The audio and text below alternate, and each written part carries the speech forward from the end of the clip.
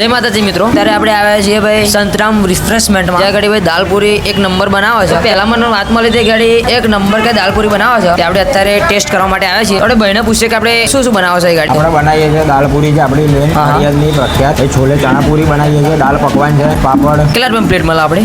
40 રૂપિયાની પ્લેટ મળે. 40 રૂપિયાની પ્લેટ મળે, 5 પૂરી જોડે આવે.